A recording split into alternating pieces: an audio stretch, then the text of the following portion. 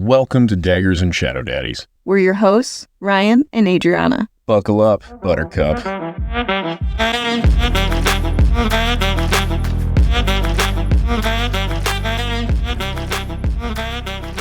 I have a burning question that I have to start all of this on. You should talk to a doctor about that. It's hot and fiery and very itchy right now. I've been waiting 2 days to talk to you about it. Should we sit further apart? Their wings are like their testicles, right? Is that what you got from this?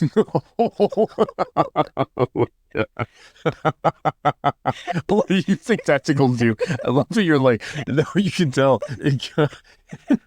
He coughed and his wings closed a little.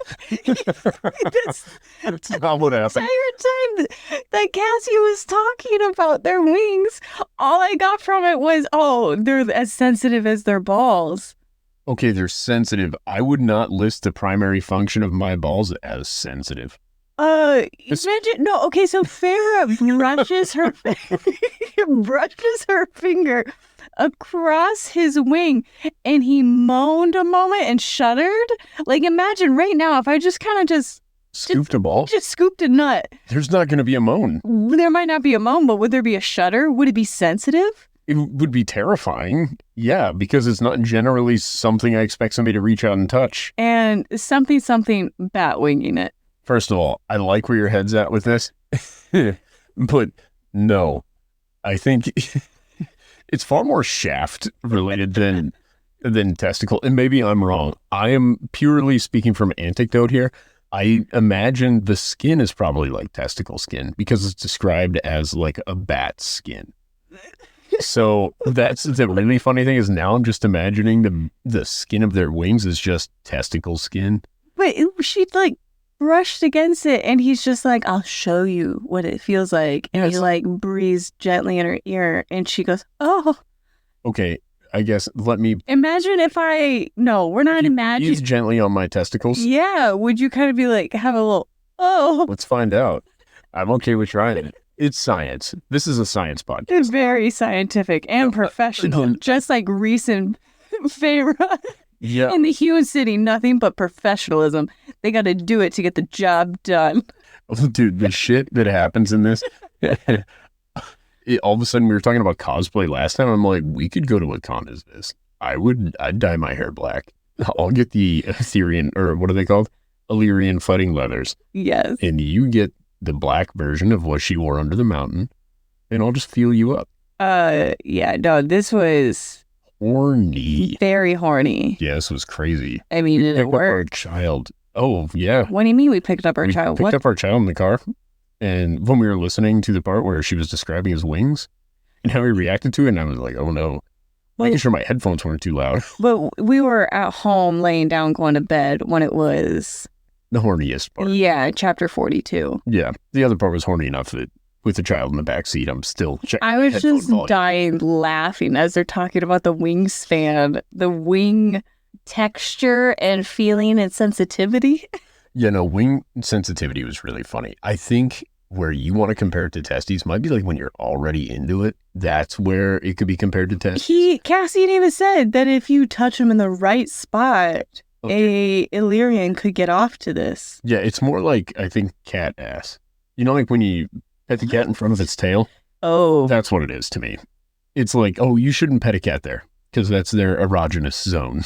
Okay. That's how I took it because there is not a spot on my body that if we're like, okay, if I'm at work and you just randomly came up and touched the spot on me, there is not a single spot where I would just instantly rock up. Well, no, he wasn't rocked up because of it. It was definitely just a sensitive... If you touch it and he comes, guess what? No, if you continue to touch his wing in the spot, whatever the spot is, I don't know what, they didn't tell us. Now I'm interested. I know you are, yes. But I still relate it to testicles. Like if I was at the job site with you and I just... like scooped your nut, you would be like, oh, like you would be just kind of like he was. I cut my fucking hand off. But no, it might. I don't think it would be exactly like him. It would depend on the way. And he even said that if other guys were to like injure them on their wings, they would like kill them or go after them, right? Just like, And it just kind of made me think of like guys just slap each other in the nuts and you're just like, "Ugh," and then you punch them. Yeah, no, you could be totally right about the sensitivity. I think, do you remember the Lonely Island thing? Like, jizz in my pants. That's what I was thinking of when she was touching his wing. I'm like, buddy. It's like when you're 16 and you're going to go do something with a girl, right? Like some event where it's like this little date and like she sits on your lap and you're like, oh no, think of baseball. That's what it is to me. It was like he was so ready to be horned up. Well, and that's kind of what gets me the chapters continue. And I won't try to get too far ahead because I want to start at the beginning where she doesn't think that he wants her. He's the goon commander. Like, Is what I want to bring up. I am Googling Illyrian wings like testicles? ? I'm so curious what you're going to get. The internet is awesome. Oh my God. Okay. Okay. No, there's a Reddit post from 1 year ago. Why would I hate Illyrian wings? The top thing says, I hate the wings. They are gross and they drag on the ground. And I know in my bones that they feel like scrotum skin.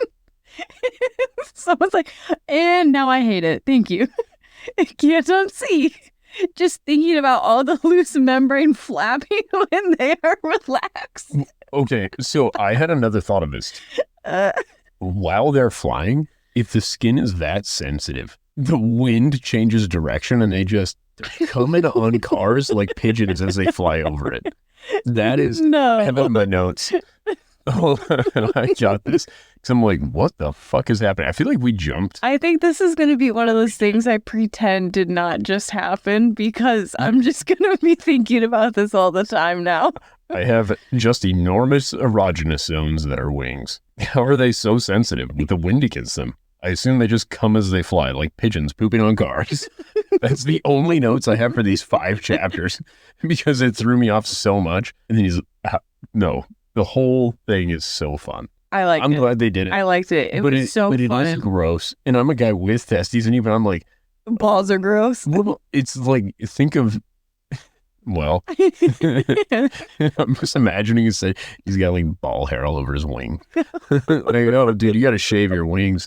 There's going to be girls at this party. Just get all like a little bump. He nicked himself once, and now he flinches a little every time. He's got to get a buddy to do it for him because he can't reach the backside of the wing. Like, pro tip, if you can't get a buddy to shave the other side of your balls. Just the whole thing of the wings being just testicles.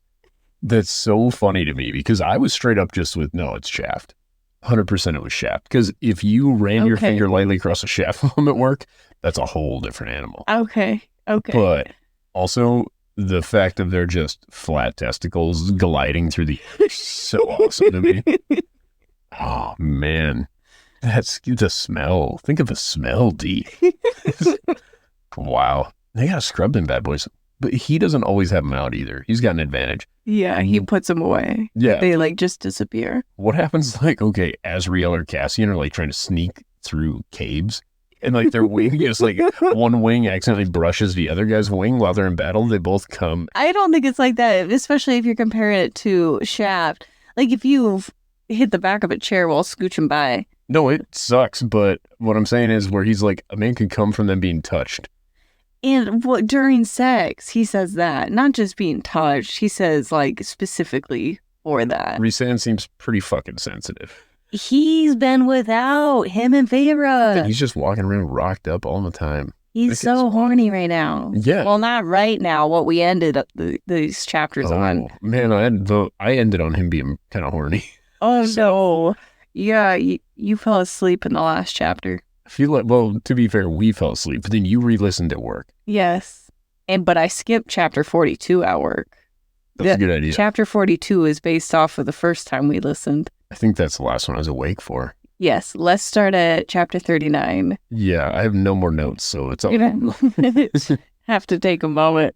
Chapter 39 starts with Feyre going to Amren's apartment, and she's bringing like blood to go. It kind of made me think of Chinese takeout, the way the scene was described. Like it's just in little plastic container cups in a bag. She just sets it on the table. Couldn't have been Taco Bell. You had to make it Chinese takeout. Yeah, I don't know. That's kind of what I pictured. Just like doing it for your friend. Oh, I got you guys takeout. No, I thought of it as soup, but I like where you're at instead. It's like, She describes like she has preferences with blood, and I asked you, is there a difference in blood you think between species? Yes. And you said iron content. Yeah, I think iron content would be a major one.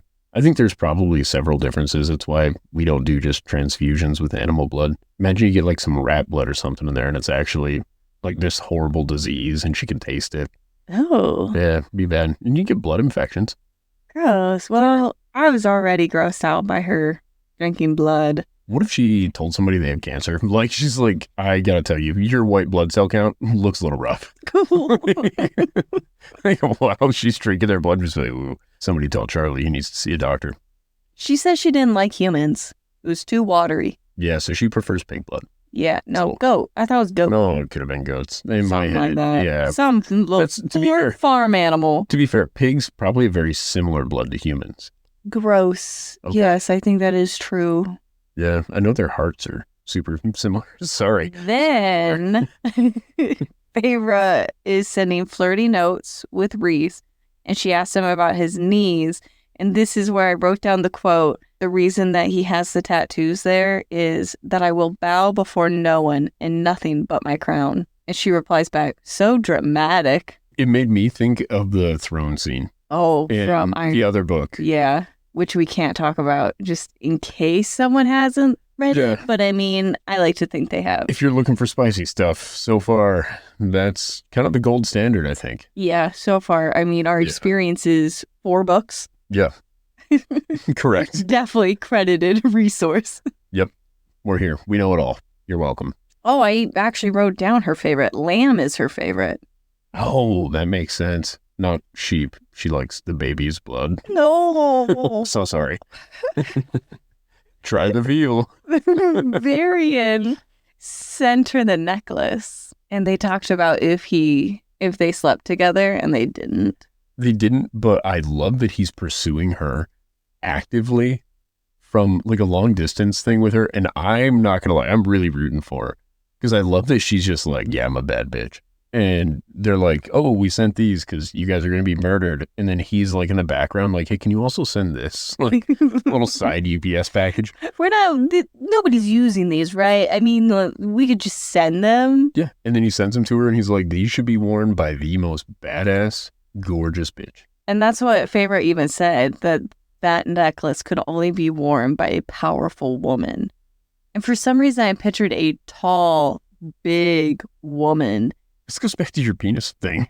Where you're like, power is penis. And then No, and this one, you're like, power is mass. no, more because when she was talking about it, the rubies were huge. And I just kind of figured you needed to be a larger person to overpower the size of the rubies.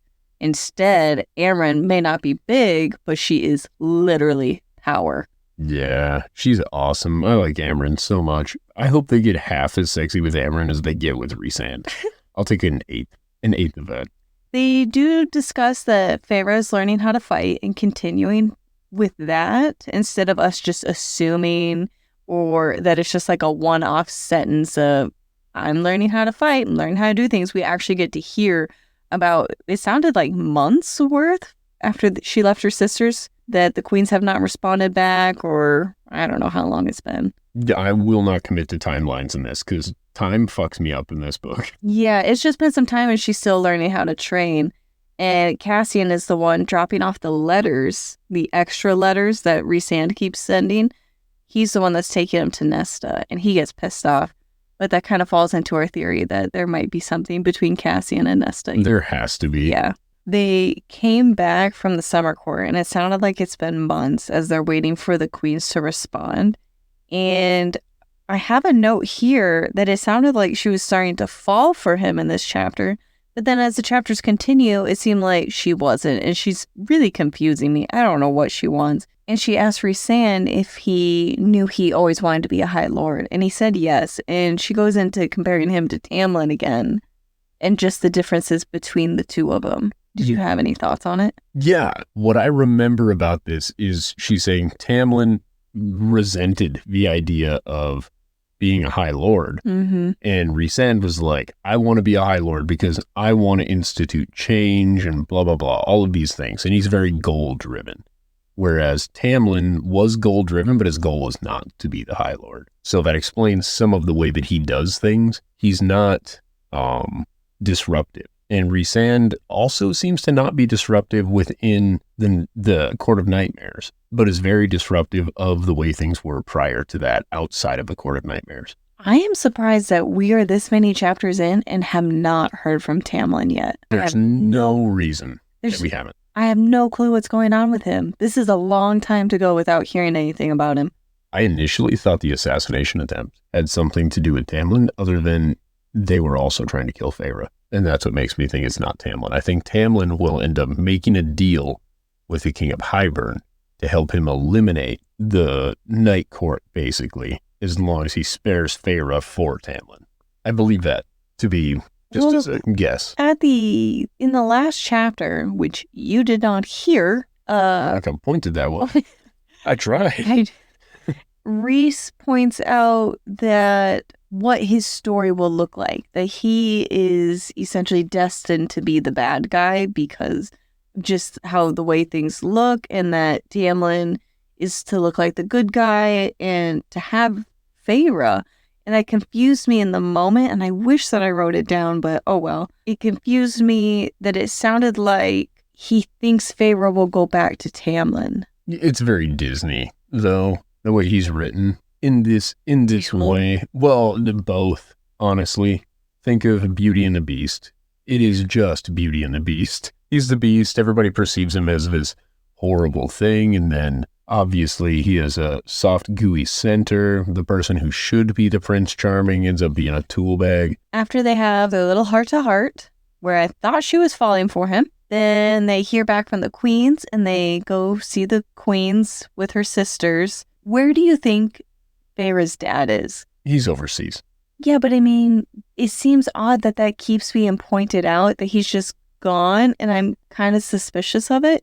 Or do you think he's just kind of being written out? No, I have no idea what the hell's going on, because I don't have a geographical sense of what is happening. Even the way the queens say the continent is vast, we don't care if we lose this portion of it. That confused me too, because the human lands are not that big in comparison to the continent. That's what I was thinking. Is I thought Prithian took up what I would say is 7/8 of that continent. Yep.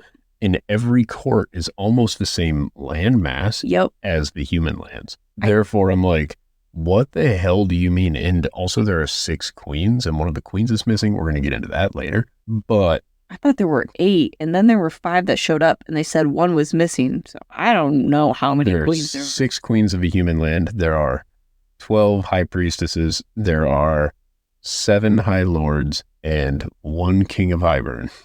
Nice. Yeah, that's my understanding of what happens. The dad, I really do think he is overseas.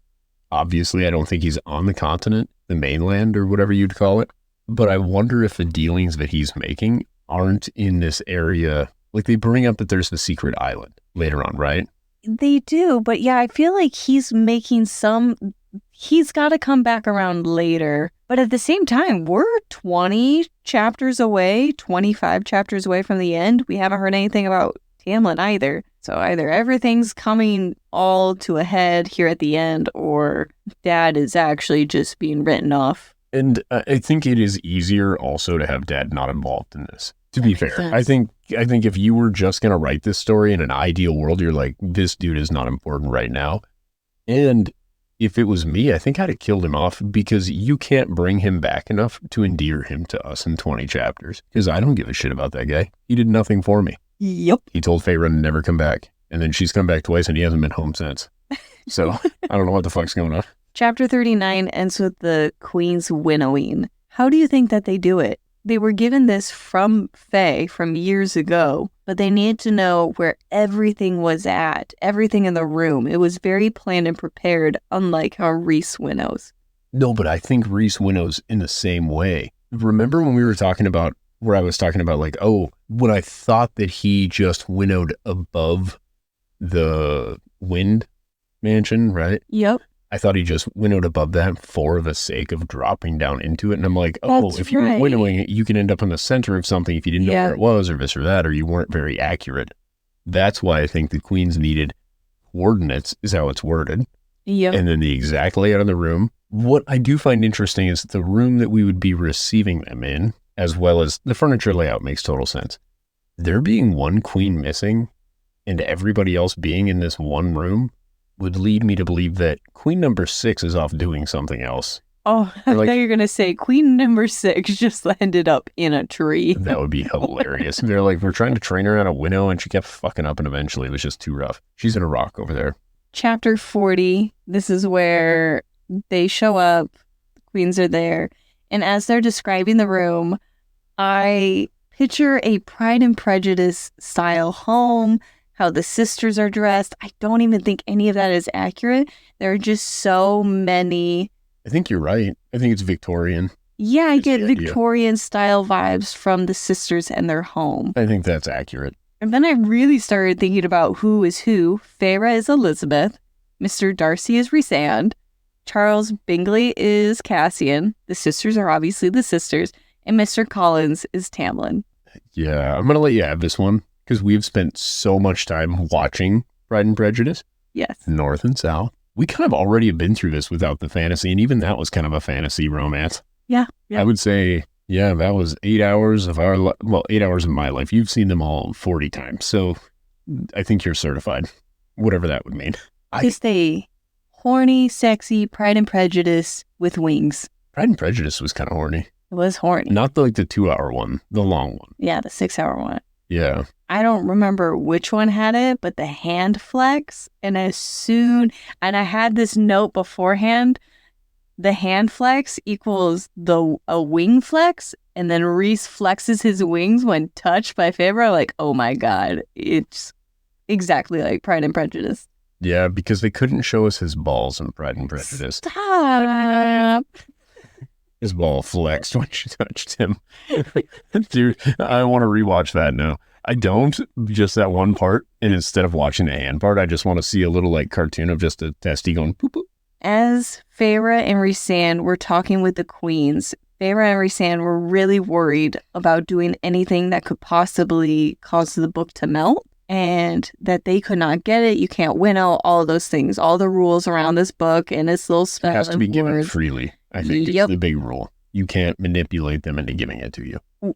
Is it freely to a fae or could a human get it? I don't think the book can be given in any way other than freely. Oh. I imagine it's sort of like the title work has to be appropriate.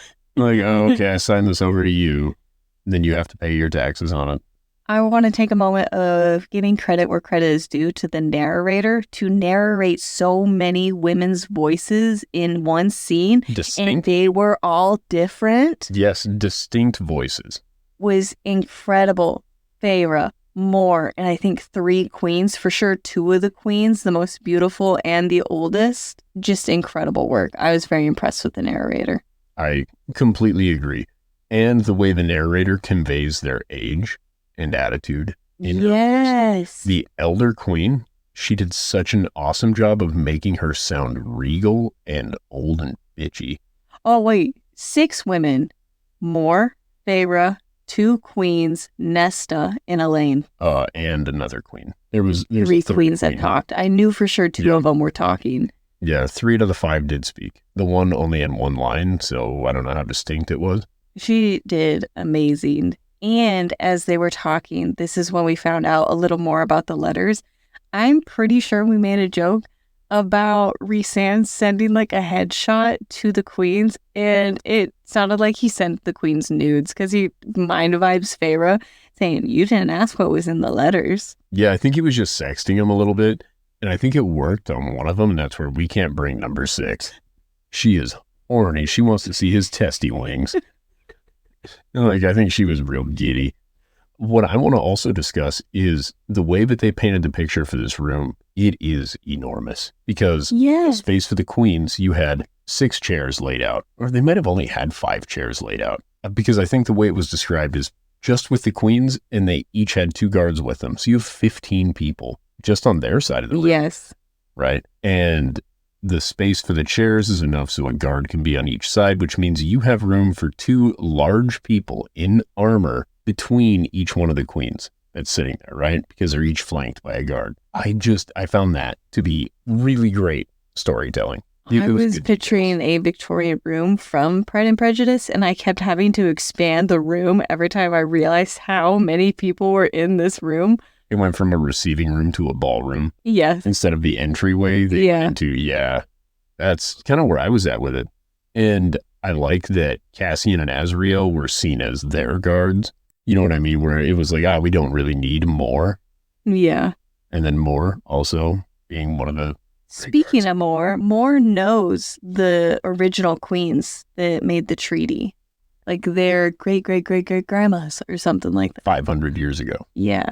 However many greats that takes. And we had learned a little about Miriam when she was talking. And I have just straight Miriam notes here really soon, because then they go back to the Wind Place and they share even more about Miriam. Oh, yeah. I thought they were in the brownstone, because he walks out into the backyard when they have this discussion. Oh, yeah, that's right. They're in the garden. Yes, by the fountain. Yeah, it's very British. Oh, yeah, I was picturing when we were in Spain, like a place like that. Before we get too far off the queens, though, Nesta, first of all, equally lippy with the queens as she is anybody else. And I didn't think that she talked really until the end. She didn't until the end, and it wasn't until the queens are like, it's a small sacrifice. And Nesta's like, hey, motherfucker, you're not sacrificing my people. She was straight up that queen's ass, and it made me like Nesta again, just because Nesta is an asshole. But she is the asshole who is honest with her thoughts and feelings to everybody. And I also like where this, for me, was a big thing for Rhysand, where I was like, respect, homie. When the queen started to condescend to Feyre is where he got real dark with it. He's just like, nope, we're not even going to go there.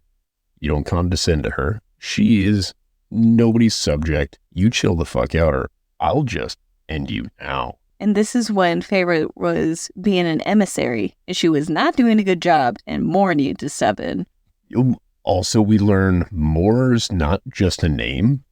It's also a title. She was so prolific. Yeah, she made a name for herself. Yeah, she's not just Moore. She is the Morrigan, which I found to be such an excellent note. Well, because she knew the original queens. And developed a relationship where they believed that she was unable to lie to them, which may have been true given what we learn about this magic truth orb. But I found that to be really cool, where she's like, look at me and know this as truth. This is what's going on. This is what I did for you, your people and my people. This is how your people handled it. This is how my people handled it. It was just a really great. But as far as the queens go, I don't blame them for not trusting them and just handing it over. Yes and no.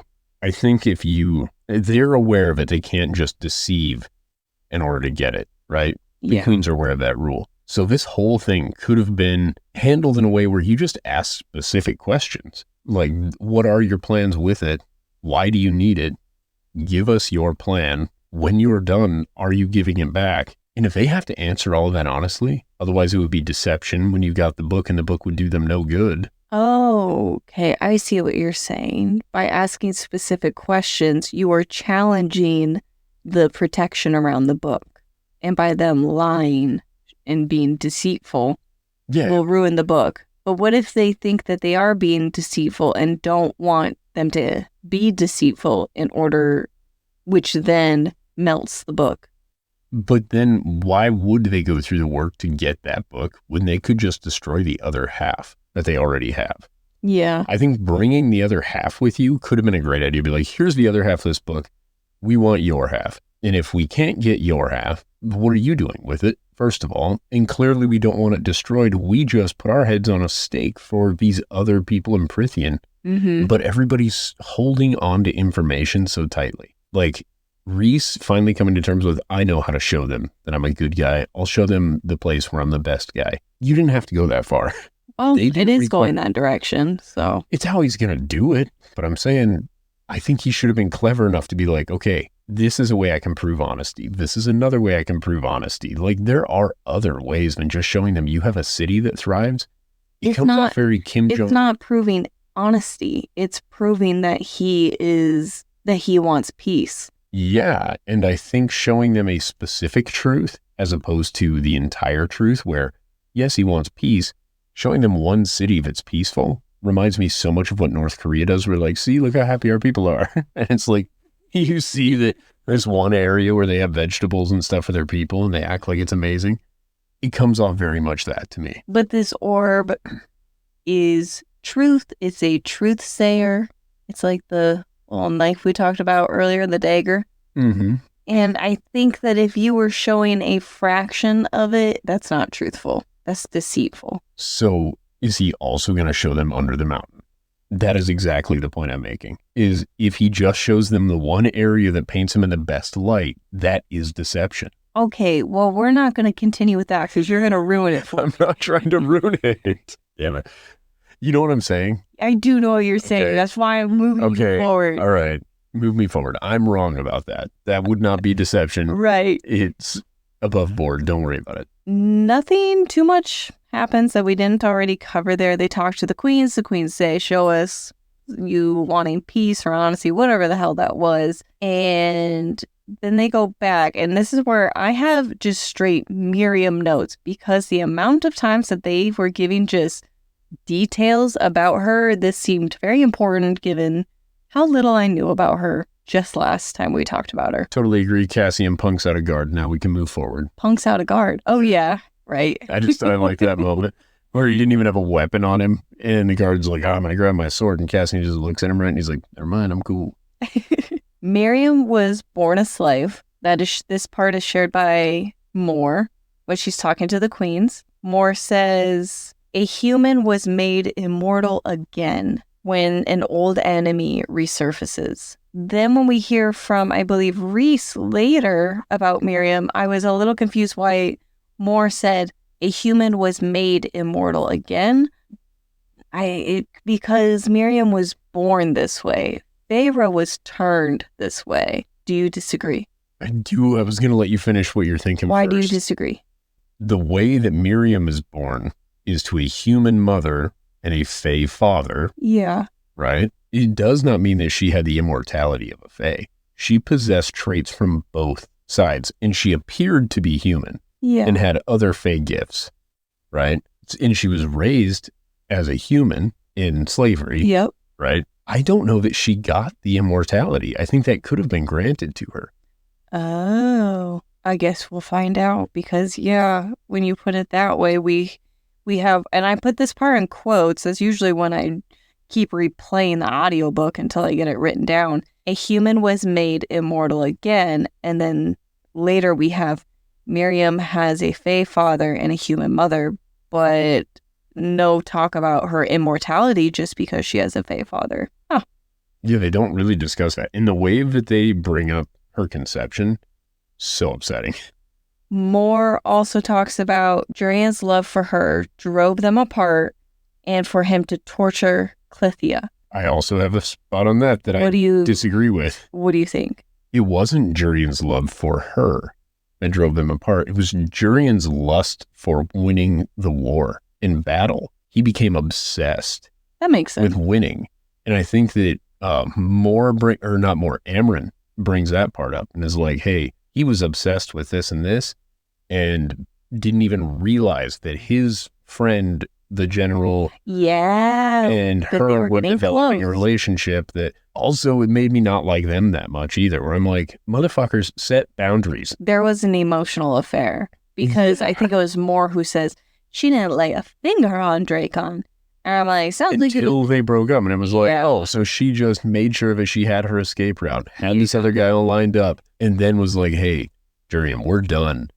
And then immediately went and hopped on Dragon Dick, which is cool, but it did not endear that character to me at all. Also, technically, the guy who she runs away with set her free as a slave. Yes. And then let her wander the desert until she found. He acknowledges that he just found it. He was just like, no, I don't want her, and freed her. But he was not really for humans until later. Like, that was the turning point when he started looking at humans differently. Yeah, and I think that's awesome. A little bit of a Tamlin vibe going on with Dracon already. Yeah, well, it's a little bit like if you find, let's say you have a pet snake and you're like, I'm really tired of feeding this snake, and it's like a tropical snake, but you live in not a tropical area, and you're like, I'm just going to release it into the wild. Like, is what you did actually kind? And then you find it again later, and you're just like, you really changed my ways. I fucking love that snake. You're like, yeah, but somebody else has that snake now. And you're like, yeah, but he's busy over there. He won't notice if I slowly start taking the snake back. It makes it seem so much like she's a possession, I guess, in the way that it was described. And maybe that was just my brain doing that to me. But I'm just like, why do we keep acting like she's not a pride? She's a human. Well, a person, a fae, or a human, a both, whatever. But she has her own thoughts and things, and those are not acknowledged. The thing that they discuss is the men in this. Does this book pass that test? Well, it does, yeah. What's that called? I don't remember it, but yes, it does. Okay. Does it? I don't know. I would be so curious. Yeah, because Amren and Nolan, they talked about Rhysand. Moore and Feyre, they have their girls' night, but it starts off with talking about Rhysand. I'm going to start paying attention to this. I don't know if it passes. I do try to pay attention since you informed me of what this is. It is shocking how many things don't pass this test. I think it's just two girls talking to each other about anything but a dude. Well, okay, I think it specifically is like 5 lines of dialogue where a man is not mentioned. Bechdel test. Bechdel. Yes, thank you. I'm so glad you said that. That has been bugging me since I didn't get the name of it. I'm Googling, does ACOTAR pass the Bechdel test? Someone says, when I recommend ACOTAR to people, I do often preface that the first book might just barely pass the Bechdel test, but it does pass. And I think part of what makes the first book pass it is the fact that the bad guy is a woman. Because when the dialogue would come up between characters, let's say, I'm guessing it happened between Alice and Feyre. I was just going to say Alice and Feyre. Yeah, and my guess is it talking about Amarantha. Yeah, and I would think that that's the only time I could think of where it would pass that test. Interesting. Yeah, we'll have to start paying attention. Yeah, I'm curious. Moore and Miriam marched to free the slaves with Dracon during the war. Moore and Miriam were friends with the original queens, and Miriam and Dracon are living on an island with children, unaffected by time. And other people. Humans and fae live there. Yeah. How did they get a pass to that place? It was like, get on this cruise ship where we're going, we don't need clocks. Like, they're just having a great time. It sounded cool. Then, I think when Amren kind of does a recap at the end. Rhysand is sharing, there's a Fae Kingdom, South Continent part, but I thought that was the human lands. Maybe it wasn't then. Need a good map. Miriam has a Fae father and a human mother. Miriam was a wedding gift to Dracon from the queen, and that's where he released her, and she was found by Jurian, and they became lovers. Jurian and Dracon are warrior brothers. And then I have a Feyre, possibly emotional affair, it sounds like we landed on. Amarantha told Jurian's bones that Miriam betrayed him for a fae and that they were dead. Because she believed that to be true. Well, why was Jurian ever with Clythia? So that was so they could get close to Amarantha. Yeah. And then he destroys Clythia because of that, throws Amarantha into a tizzy. I do have another question with this. Jurian is fighting on behalf of the humans? Is that right? He is human, yeah. Okay. But he has this thing against Fae. Yep. His second in command is a Fae guy. A Fae prince, I might add. Who had an army to benefit him. Okay. And I'm on board with this. My final thing with this is he's a Fae prince. Do we know if the King of Hybern is human? I don't think the King of Hybern is human. I anticipated him being a human because he wanted to end Perinthian. And the way that Amarantha kind of overtook Perinthian for a while and didn't fuck around with the human side much, right? So I was like, oh, he's a human sympathizer. He must be human. The only king we've heard about. But he wants to take down the wall. Yeah, now he wants everything open because he wants to rule everything, right? Okay, yeah. And I'm assuming that might have been even the case at that point. But this is what throws me off. We know Jurian was a prince. No. We know Drakon was a prince. We don't know who his family is, but whoever they are, they had human slaves, right? The King of Hybern is a Fae, Okay. whose name we are never told, even today. Well, there's one more book. So we'll call him Harry. Sounds great. Harry Hybern is his full name. But I just wondered if Jurian was his son. Or not Jurian. If Drakon was his son. Does that make sense? Yeah, but I don't think so. Where else are we getting a Fey prince from? We've never heard of another Fey king or queen. There's High Lord. That's where I gave the first note here. There was a Fey kingdom in the southern part of the continent. Oh my gosh. I, for whatever reason, did not pick up on the fact that that wouldn't just be the Hybern. Yeah, there was just another kingdom, I guess, and that's where the queen was from, who had a bunch of human slaves that Miriam was born into. She then used Miriam as a gift. I feel you. I screwed up there. I really thought I was onto something. Going into chapter 41, they go back and they debate how to get the book. That was kind of uneventful. Feyre asked about Miriam. That's where I then took all those notes. Drakon still has an army because Rhysand mentions he may need to use that as a favor. Cassian brings it up. Okay, yeah. Cassian says that his aerial combat army or whatever, or squadron or whatever, is as powerful as our Illyrian. Yes, and he's like, I may need to pull in that favor, essentially. So I'm like, wait, everyone assumes that he's dead, but he still has access to an army? Yeah, they're all on the island. It's Love Island. Oh, that's a big island. Well, I assume it's massive. Okay. And it's hidden from time and space. Then they're going to use a truth orb. I love the name of that. The truth orb. Moore has some of these powers, truthsayer powers or vibes. I don't know how to describe it. It's one of her skills. And her dad still has it. Hold on. Moore has truth orbs. You take one look into them bad boys. You're like, yeah, I'll tell you whatever you want to know. She's like, look at me and know that I am not lying. And the queen's all just stared at tits for a minute. They're like, seems pretty right to me. We have a moment where Feyre is over by the artist corner and she won't go back over there. What is going on? She constantly is talking about how she wants to be an artist, but yet doesn't want to be an artist. She wants to paint things, but yet she doesn't have it in her. She won't walk down that street to go look at any of the artist vendors. What is going on? Why is this continuously brought up? So I think I have a unique insight into this, given that my family is heavy into artistry. Yes. Right? They're all weird people. Oh. And I mean that so nicely. And I love my mother. In case she ever finds this, I sincerely love her. This sounds exactly like some shit my mom went through, right?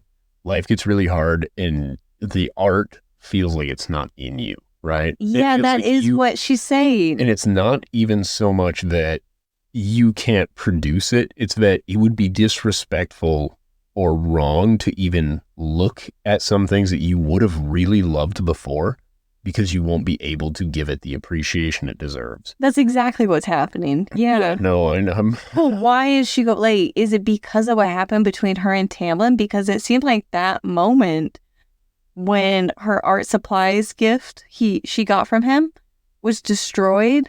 She has not touched paint since. She quit enjoying painting when she became a Fae. Under the mountain, she has super PTSD. And one of the casualties of that is her ability, and I wouldn't say her ability to think in terms of an artist because she still has moments about that's the way she describes everything is how it would be painted. Mm-hmm. That being said, we're also not led to believe she was a really good artist. The art that she really discussed heavily was what she did on that table of these flowers that was kind of shit, if I remember correctly. Well, we don't really hear how good it is. There wasn't really a reference of someone who looked at her art and described it to her back. Tamlin saw it and he saw one that he wanted, and I think that's about the most that we get in a description of somebody else viewing her art. And it came off a little bit like a parent looking at a child's art. And the time before that was her sisters in like chapter 2 of ACOTAR, and it was so mean. She seems color focused, and this is where I'm going to go off my little art tangent, right? She seems far more color focused than technique focused, though. We never once hear about what sort of techniques she would use to paint this. It is always about the colors she would use to express it. And I find that really odd because I think colorism is far more important in a like postmodern art. Oh. Not that that matters. And I could be totally wrong. I don't have an art degree. No, that's a really nice point to make. Rhysand says that he doesn't want to take Feyre to Court of Nightmares. Yeah, Hewn City, because of the role that he must play while he's there. The mask he must put on, the man he must become. Yeah, where he has to be the asshole again. We learn a little more. Our thoughts at the end of 41 are very different than our thoughts now about that moment. Are they? Mine are. I don't know what happens at 41. Where are we now? 41. Oh. Chapter 42 is when he becomes the man he has to be there. Which isn't all that different than the man he generally is. But we'll get into it. He was different, but overall it was kind of comical. I was expecting a very different vibe from the end of chapter 41. I was expecting him to be more vicious than perverse. He was vicious. Not so much more, though, than he was elsewhere. Yeah. But, no, he was... we'll get to it. Okay. So at this point, he says, stay. And she's like, not again, motherfucker. That's what Tamlin would tell me to do. She doesn't say that to him, but that's where her brain's at. Constantly comparing the two of them. Yes. And as we all know, comparison is... the thief of joy. Yes. And she is not joyous at all because she's constantly comparing shit. She says, I want to go with. And he's like, yeah, okay, fine. But just be aware, I'm gonna have to put on my mask for this. He talks also about more story, and that is when she is like, what do I need to do? I nearly wept. It was so sad. I sincerely was so hurt and angry, and then I just wanted to like give Cassian a bit of a high five. Not because it turns out they fucked, but that's not why I wanted to give him the high five, because he was there for her. And do you know who brought her back? Azriel. Mm-hmm. And it explains so much of their relationship, where I do think Azriel has this crush on her, but I think he also feels so protective of, he saw her at a point where she was so vulnerable. Yeah. That now she projects this eminence, this power, this presence, and he still is able to see her vulnerability every time he looks at her. And I think that's why he wants to protect her so much. And it made me like these characters so much more. I felt so good about this. And I'm like, Azriel's a homie. Cassian, who I think was just comic relief prior to this moment for me. I was so impressed that they didn't be like, oh, Rhysand had Azriel go do this. It is Cassian and Azriel made these decisions. Yeah. They weren't told to. I think that added so much for me. And then it also makes sense where Mor owns who she is so heavily because she doesn't have another option. Not to shift gears too much. After this, shift away from that. Chapter 42 is when they're in Hewn City. My top note on this is do not listen to this chapter at work. We listened to this at home going to bed because we finished 39. Because we finished 39 through 41 in the car. And that was entertaining. It was hilarious. It was sad. It was a roller coaster of emotions. 42 at home in bed. That's pretty much the only location to listen to chapter 42 if you want the full experience. That is a horny chapter. I fell asleep. You already admitted at the beginning of this conversation that you did not fall asleep to this one. I don't think I did. This is the one. All right. Can I take you through how I remember this happening? Yes, it's a bit of a play-by-play, but a lot of this is just off of memory because I couldn't re-listen to it when taking the notes. My only one that I got when re-listening is, turns out Rhysand doesn't carry her like a corgi in a vest. She's like wrapped around him, like the way I described you. Yeah, that's how she's. I think the most efficient way to do it would be a Feyre Bjorn. I stand by this. He just gets a backpack and he straps her to the front of it, and she like puts out her arms sometimes. You know, like a tandem skydiver. That's what I imagine this is. But then she like brushed his wings and he came a little and it was awkward. But also that's interrupted by the fire of arrows coming at them. He grabs an arrow, singes his hand. He's like, yep, that's Ash. Drops it. And he's like, hey, Cassian. So he's like, you take Feyre back. Right before all of this is the whole conversation of the wing size. Oh, shit. Okay. So she touches the wing and he's like, oh, sensitive. Be careful. And Cassian's like, careful, he might come. Right. He's like, careful, he might come. And she's like, oh, really? Moore and Amren were saying that you can tell Illyrian dick size by measuring the wings. That's where they're more like feet than anything else, right? And who has the biggest wings? Yeah. So, and credit to my boy Rhysand. Rhysand's like, Azrael's got the biggest wings, but when we get home, we can bust out the measuring stick and see what's up. Power move. I like it. That I'm sure was your favorite part. Yeah, it was entertaining. It was hilarious. You're just like, let me hear about that hang low. I'm going to get there. We do hear about it in this chapter. We hear a bit about it. We don't get a definitive measurement, but it's like a power system. We just get relative measurements. Bigger than Tamlin, bigger than Did we get bigger than Tamlin? Yes. Did she say that, or is that where your head's at? It was because she was like really impressed. To be fair, it's also been a long time for her. Maybe, don't get me wrong, I'm sure they all have baseball bat cocks, but if we remember correctly, Tamlin can shapeshift as Peter. He could do anything with it. He just chose to have boring cock. Like, Tamlin could name his cock Brian, and it would be fine. You know what I mean? No. I'm like, what's your penis's name? Greg. Just got a regular penis. Like, it's just, every other day you see one of those bad boys. Doesn't blow your mind or anything. Rhysand also shapeshifts a little bit, but just into bird parts. And he was like, I'm going to keep human dong. The Fey dong, probably. They get to Hewn City, and this is where she is dressed in a sexy outfit. That's what I was getting to. Moore puts her in this sexy outfit, which matches the one she used to party in, only now it's black. And she has eyeshadow and a black crown and super red lips. And Moore is looking super sexy in a red dress. And she's just gallivanting through there, and they're in their power walk. Just power walking through that place. Rhysand shows up, and as the scene is being described, I was expecting him to be in his beast form, actually, like completely. Because she said you could hear his footsteps, I think, was one where I'm like, oh, he's full bird person, and he's not. And his power is emanating, like he's not dampening it at all. But no, he was still human.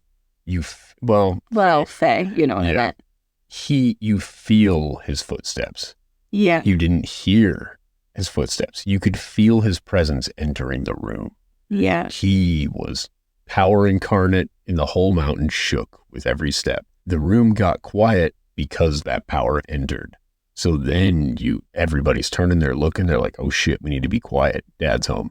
He's walking up toward the throne. He brings Feyre with him. She gets to sit right on his lap. Moore is sitting next to him, and the other two are standing up there because that's his power team. Amren is not there. I don't think so.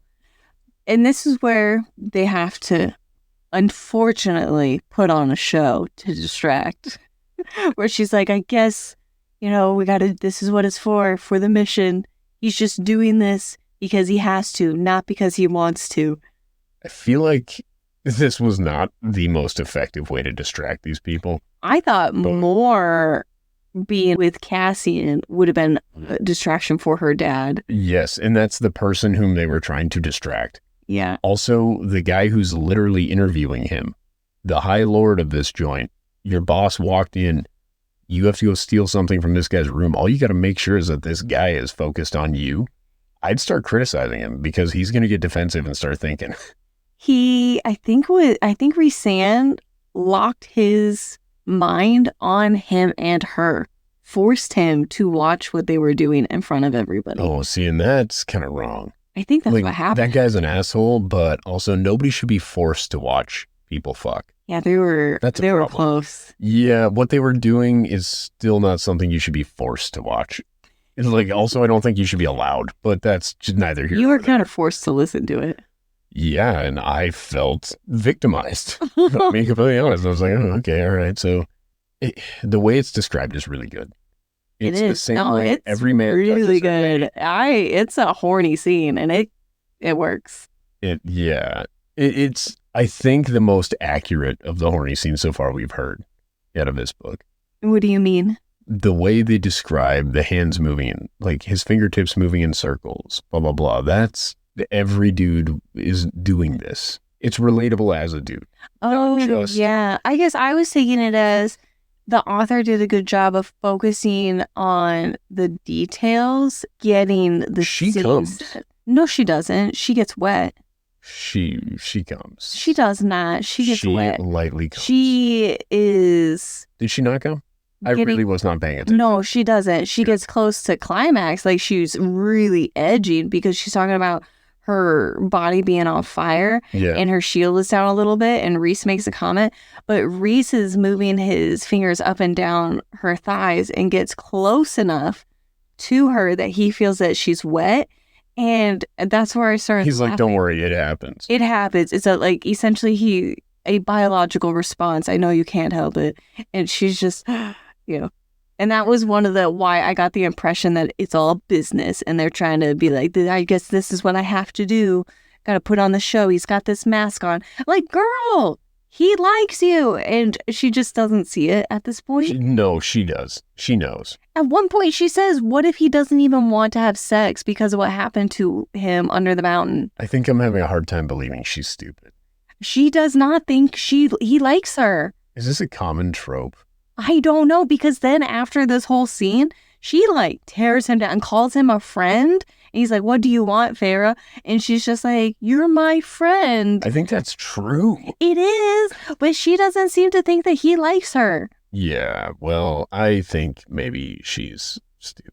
She thought that he had to do all of it, all in the name of distraction. Like he's only doing this to distract Kier. Again, Rhysand and his incredible planning abilities. Well, it is just like how, I don't know. It was just funny. It's a sexy scene, but then it's also really funny because she is just so blind and oblivious to him. It's a sexy scene it's gratuitous. And I think it should be, because I think that's why a certain number of people are listening to this. I did fall asleep off and on. So I think that's why I'm not as familiar. I thought that she got off and that's what made the guy be like, oh, you're a whore. Well, I mean, she was they're up there as he's playing with her, essentially. Yeah, he diddled. They didn't, though. It was just They didn't have sex. a lot He of just diddled foreplay. her a lot. No, he didn't even do I that. didn't even diddle her? No. I don't know why. Stop using that word. Okay, all right. What word would you use? He didn't jack her off. He wasn't paddling her pink canoe. No. He's just feeling her up. A lot of foreplay. Okay. And made Kier watch. Then, eventually, Azriel shows up. He gives the nod. Yep, I got it. Feyre gets up. She goes to him. Kier has had the wine. Sure. Moore's dad. Oh, man. Yeah, so I was in and out. I'm so sorry. He has the wine, and he never brings it to her. And he finally, I believe Rhys had him in, this mental trance of forced to watch the entire time. So he's pissed off. He's angry. Hold on. Just for clarification, his whole thing was, we need to distract this man, so we need to be doing this in front of him. Then he sends that guy away to go get wine, and then is just still doing it while he's not there. Yeah. Okay. Yeah. Well, then he comes back, and has the wine, and he's watching the entire time. Again, I think you just do, too, to be fair. If people are just doing that on, some dais, you're just looking around, you're like, wow, okay, this is the entertainment for the day. But it's it's a power scene. Then I think he should have done that to that guy's wife in front of him if you wanted it to be a real power scene. Doing it to some stranger you don't know is His just... wife, do you know who his wife is to Rhys? Oh, well, okay. Is his wife the one that's related to Rhys? Yes, that's his aunt. Then he should have instead had that guy come up there and he just blow me. Oh. That's a power move. I think, I'm just saying, if you want that dude to be distracted, distraught, you don't finger a random girl up on stage. Not that didn't get him where he wanted to go, But that wasn't the most efficient way. That level of chaos is saved for the TV show The Boys. Not for these books. I will watch that show. I love that show, but that's intense. And you like The Boys too. Not just the show of one dude blowing another dude. Stop. I will watch it. I'll like it. I'll set the DVR. Feyre gets up. She goes to stand by. Gets off. She nearly gets off even. Okay. To go stand by Cassian. Kier comes to bring the wine, and he, under his breath, he calls her a whore. Rhysand hears, and this is where Rhys breaks his arms and nearly kills him. I think I heard this part. He's like, nobody fucking heal this guy. Yep. Let him heal of natural causes. Interesting. And if I find out or anything, yeah. Yeah, okay. All right. I do remember this. I don't know why I thought that she got off. I think I was kind of in and out for this. Again, it feels too personal for me to listen to. It is very intimate. Some part of my brain will start thinking of something else naturally. It's just, it's like, okay, we go to the store. There's somebody there. I make a very special point to not look at people at the store. I'm going out of my way to be like, this isn't meant for me. I'm going to go focus on what I'm here for. Where's the orange chicken? Why I enjoy these books also with you, because it was the same thing with Fourth Wing and Iron Flame, where you're just like, eh. It doesn't bother me. It's more so like, it's just a part of the book that I don't pay much attention to. I appreciate that it's there. I liked it. I know. I did not like it when in a setting anywhere outside of our bedroom, though. No, that's fair. And I'm glad that it's there for you, to be fair. I'm so happy. Well, Rhys then breaks his arms, does that whole deal, and then we go into chapter 43. They go back to the Wind Place, wherever the hell they are. I never know which house he's at. And he says he's willing to kill anyone. If they went out directly there, it's not the Wind House. That's the way that I sort it out. Oh, that's really clever. Okay. That's the only way I can think of it. Is if they don't describe freefall, it's not the Wind House and it's not the mountain. Okay. He says that he's willing to kill anyone for her. And she seems a little disturbed by it, but also kind of likes it. Yeah, so I'll admit, what we go over in this chapter will be entirely based off of what you say, because I was definitely asleep by now. Okay. But I can imagine Feyre is super horned up. But again, she likes to get Rhysand horny. They both get horny together. And then she likes to go, thanks, buddy. And then moves on. That's exactly kind of what happened. Chapter 43 is really sad and upsetting again. Oh, okay. He talks about how he would do even more than that, because she seemed a little bothered by what he did. But she also understood that's what he has to do when he's there. But then he's like, oh, no, even if I wasn't there, I would have done that. If not, I would have killed them. Whoever does that to you. And she calls him her friend when they're talking. And it hurts her a little bit in the moment. And I think that's her realizing that she wants it to be more. But it's almost like she's so naive to how he feels about her that she's trying not to be eager about wanting more with him. She's trying to like downplay it and calling him her friend.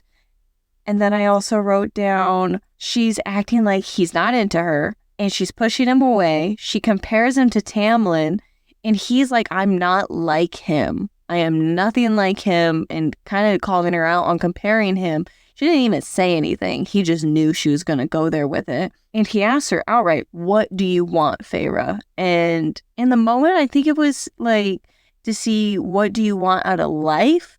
Do you want to even be here? Do you want me? Like, he feels like he's being toyed with, which he is. And she doesn't have an answer.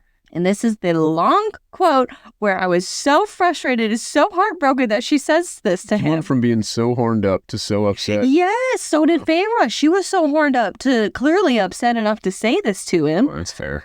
And she says, what about letting your friends see your real face? But maybe it's easier not to, because what if you did let someone in? And what if they saw everything and still walked away? And who would blame them? Who would want to bother with that sort of mess? Wow, that is super harsh. And it also speaks to the problem of it's such a mature line of thought, if that makes sense. From her? Yeah, because it's very real. I think that is what keeps people from being oversharers. Yeah. For instance, I'm not an oversharer as a person, right? And part of it is there's a lack of confidence that if people know too much, they won't like you. People that overshare are generally very confident in themselves.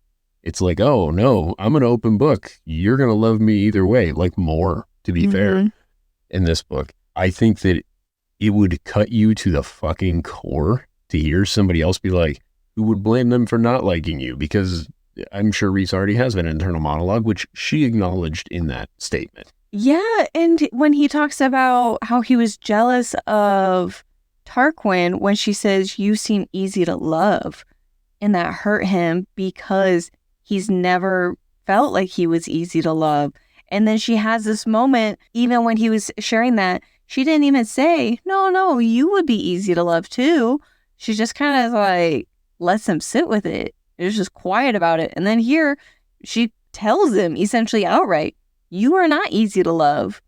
Isn't that better? I think it is. Like, I think the reality is he would not be an easy person to love. There's such a duality there. Both people are him. Both the people in the hewn city and the person whom he is with her. The reality is he is both of those people, and that would bring some difficulty to it. I think also Feyre having the realization that she's not easy to love, she's easy to lust, right? Yeah. What people are providing her is not love. The stable hand did not try to marry Feyre, right? He fucked her and then he found somebody to marry. Tamlin fucked her and then wanted somebody to break this curse. Thereafterward, his use for her was not one of love. Yeah. Right? I think it makes sense that she's so broken about this. I think what's going to be the turning point is when she realizes the truth is she's the same as Rhysand. She's not an easy person to love. First of all, she's unbelievably dumb. And second of all, she's not nice. She has her own this was so mean and it was so sad. And obviously afterwards flinches, I think is the word that was used, is she takes a moment to realize how she was able to make him do that, which again should clue her in that he likes her. Her words mean something to him. He takes her back to the brownstone home and he leaves. He's gone and all this stuff. And she tries writing him the notes and he doesn't take them. Yes, I think that's the appropriate response. I think Rhysand's being an adult. He essentially ghosted her. She starts thinking about her feelings for him and she's realizing maybe I do like him.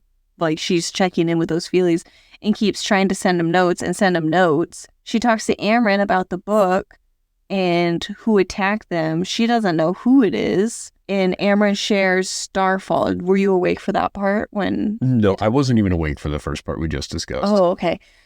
Amren talks about Starfall and how Rhys will be there for that. That is like in the next chapter, essentially. Like it's going to be tomorrow night type of thing. Is it a meteor shower? I don't know what it is. Amren said you just have to be there to see it. It is at the same time as this other event, which is the seed and crops time for the other locations. I think that was the mating time that Tamlin did. Firefest. Yeah, where he needed to sleep with a fae in order for his magic to release for the lands. Spring solstice. Yeah, it was something like his seed. Yeah, it was something like that, I think. Sowing oats, so to speak. This is not a podcast of facts. Again, just vibes, heart, and feeling. I feel like, okay, we talk an awful lot about dick for a thing about heart and feelings. I'm just saying, let's not kid ourselves here. And Starfall is coming up, and Feyre hasn't talked to Rhys. She knows that Rhys is going to be there, and she writes him kind of a shitty note. Like, she just kind of writes something that's sarcastic and kind of just rude, and that's the one note that he did end up getting. That does seem to be their love language. Yeah, so They're she both writes... sort of shitty. Anytime one of them is earnest, it turns the other one off. So, Yeah. that makes sense. I thought... Did you quote the note? No, I didn't. I'm sorry. I thought you were awake for this. Oh, It's okay. So she's trying to send him notes, right, to get him to answer. And it's just She's like, what are you doing, Pookie Bear? Yeah, it's stuff like that. Like sending him text messages, keep sending them, nothing's working. And I just kept thinking if she just drew some boobs on him or something to try to cheer him up, like with the blood diamonds. She just stamps her tits in ink and stamps the note. She's like, there you go. But we know he's an ass man. It's canon. I think it is. I think we've learned that. And that's kind of what it ends on. He gets whatever note. Oh, she called him a hateful coward. And that's the one he takes. Again, and this is some self-flagellation bullshit. We're going to go through this with Rhysand, and I think we could have done without it. On a personal note. What do you mean, go through what with Rhysand? Him being hard on himself so that he can then be encouraged. Does that make sense? He's like, oh, you're right. I am a hateful coward. And then she's like, I didn't really mean it. And you're like, okay. Or maybe it's going to be, I think I am a hateful coward. And she's like, yeah, you can be, but you are working on it. Could go that route. I don't see where it gained much with that. I think we could just go with, hey, I was being an asshole. You take your own time to get to know people. I'm happy that I'm getting to know you and enjoy that part. It's kind of like he has a work persona and then he has his home persona. Both people are there. The fact that you get to know both is really lovely. Enjoy that. Yeah. Like, I think that's my angle of this, coming at this from a point of marriage for a decade and a half, right? Is more like, oh, the healthy response is this. It's not necessarily the easy response to do all the time, but I think I would like to see that point where she's like, hey. I don't think we're going to get healthy responses from either of them. Why do we get it out of Azriel? So far, I really appreciate where he's at with it, where, yeah, okay, it's like a love from afar thing, but it's not because anybody's unaware of their feelings. It's they're not reciprocated, best to our knowledge. So out of respect for that, he continues to still love her and watch over her from a distance, which I think is the appropriate response, where it's like, okay, so she doesn't think of me the way that I think of her. It sucks that he doesn't also have another love interest, but I think if he even had another love interest, he wouldn't then just quit looking out for more. I think there's a part of him that just loves her. That's so sweet. I didn't really think too much about Azriel. Like, I did have more feelings for him, but hearing you talk about him is really nice. No, like I said, I think he might be my favorite character at this point. I think if canonically he also has the most monster hog of everybody, that's even better. What a waste. What do you hope to see in these next 5 chapters? I hope some really crazy shit happens with the queens and we get to finally get in some action. I want to see Feyre fucking missed somebody. I want to see that. We did get to hear about her powers developing more. She can now do the fire and ice and water and wind somewhat. I don't command. No, I don't think we wind. I thought she said the only power they really didn't work on is shapeshifting. Yep. And I guess I assume she had developed some wind proficiency, but that's probably not true. I think winnowing might be what you're thinking of. I don't think she's developed that much. And she says, yeah, that she hasn't winnowed since that day. Yeah. And I would like them to at some point have to revisit the drama they started. Yeah, now they have drama between Summer Court and Spring Court. And the queens. And the queens. And the King of Hybern. I am hoping... Well, I was going to hope that they banged one out. Now I'm hoping that they work it out and then they bang one out. In just a few chapters. You want a quick resolution and then a long makeup. Oh, goodness. That's going to be a long resolution before we get one banging out. I think what's really tough about that line, and this is obviously hearing it from you, I don't know that you can unring that bell, so to speak. I imagine that comes back up. Like, you and I have been together a long time. We've had some arguments in there. Never has anything that cruel been uttered. Yeah. That is so deeply upsetting. You should have heard it in the book. I honestly... It was even worse. I'm glad I didn't. The more shit almost made me cry. And I mean that so truthfully. Like, we're in the car and I'm like, oh my God. Yeah, it was so hurtful. I'm glad you were driving. Yeah, I could not imagine with this. That sounds crazy. But overall, I would say the chapters I did hear, awesome. It was not slow. You did hear chapter 42, so that was in the awesome group. I heard, and I think it's an awesome chapter. I'm so glad it was there. Good for people who want to hear people have sex. I love you. I love you. You're my bestie. You're my bestie. It was a great time. We had fun. Now get out and go live your life. No, wait. No.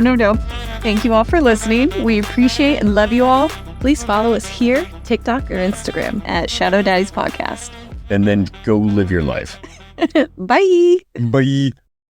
Get out. We're done. This was Daggers and Shadow Daddies. Now it's my time. Toodaloo. It was fun for us. I hope it was fun for you. But that's all we've got. Goodbye. Come back in a few days. We love you.